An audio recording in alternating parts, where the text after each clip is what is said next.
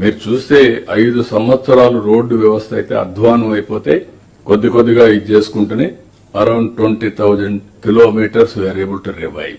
మిగిలిన దానికి కూడా ఇంకొక 1000 కోట్లు అవుతుందంటే అది కూడా ఇస్తానని చెప్పాను. ఇమీడియట్ గా కూడా స్టార్ట్ చేస్తున్నాం. R&B roads 100% part whole free roads వస్తాయి. అది కూడా ఈ సమ్మర్ లోనే విల్ కంప్లీట్ దట్ వర్క్స్. కాబట్టి మీరు ఇక్కడికి వచ్చినప్పుడు అందుకే నేను పీపుల్స్ పబ్లిక్ పాజిటివ్ పర్సెప్షన్ కూడా తీసుకుంటున్నాం. ఇంతవరకు టెక్నాలజీని ఇంత విరివిగా అందరం ఉపయోగించుకోలేకపోయా, మనం ఇవి కూడా ఉపయోగిస్తున్నాం. దీనివల్ల మీ హ్యాండ్స్ ని స్ట్రెంగ్తన్ అవుతుంది. ఆఫీసర్స్ గాని, మినిస్టర్స్ గాని, కలెక్టర్స్ గాని ఇది బయట ఇవ్వడానికి కాదు, కానీ అందరం పనిచేయడానికి, ప్రజలు మనల్ని మెచ్చుకునే విధంగా సమస్యల పరిష్కారం చేసి ముందుకు పోవాలనే ఉద్దేశంతో ఇవన్నీ చేస్తున్నాం. నేను అందుకే మీ అందరికీ చెప్తున్నా, ఒక పక్క జీఎస్టీపీ, ఒక పక్క వెల్ఫేర్, ఒక పక్క సర్వీసెస్ అన్ని మెజర్ చేసుకుంటాం.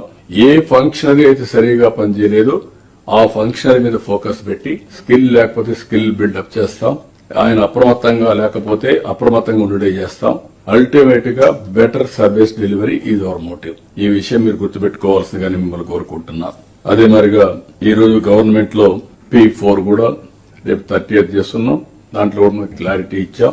ఇది ఒక మనకి ప్రోగ్రామ్, మేజర్ ప్రోగ్రామ్ కింద ఇప్పుడు నేను అందుకే చెప్పాను, డైరీ చేసి ఐ అప్రిషియేటెడ్. ప్రతి ఒక్కరి ఆదాయం పెరగాలి. ఈ రోజు మనకు అన్ని వర్టికల్స్ లో చూస్తే లైవ్ స్టాక్ ఇది మెయిన్ వర్టికల్ గా తయారైంది. ఎక్కువ మందికి జీవనోపాధి, మెరుగైన జీవన ప్రమాణాలు కల్పించే విధంగా డైరీ పనిచేసే పరిస్థితి వచ్చింది. ఈ విషయం మీరు గుర్తుపెట్టుకోవాలి. Zero poverty is our goal.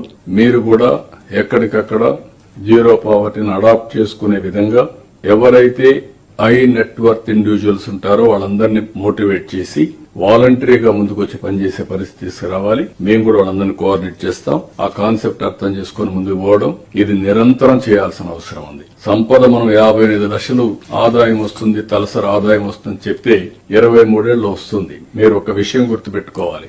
Exact గా 95లో నేను విజన్ డాక్యుమెంట్ తయారు చేసినప్పుడు ఎవరు నమ్మలా, ఎగతాళి చేశారు. కానీ ఆ విజన్ డాక్యుమెంట్ మీరు ఈరోజు చూస్తే తెలంగాణ దేశంలో హైయెస్ట్ పర్ క్యాపిటల్ ఇన్కమ్, అలాంటి ఎకో సిస్టమ్ క్రియేట్ చేశాం. ఎన్నేళ్లు మొత్తం కలిసి 25 ఏళ్లు. టుడే మనం చేసేది ఇంకొక 23 ఏళ్లకు చేస్తున్నాం. ఆ రోజు చాలా లో బేస్ ఉండేది, ఈ రోజు ఈ లెవెల్కి వచ్చాం. కాబట్టి ఈ విషయంలో మీరు గుర్తుపెట్టుకుని ఈ విధంగా ముందుకు పోవడం నిరంతరం ఏదో సంపద కొంతమంది చేతుల్లోనే ఉండడం కాకుండా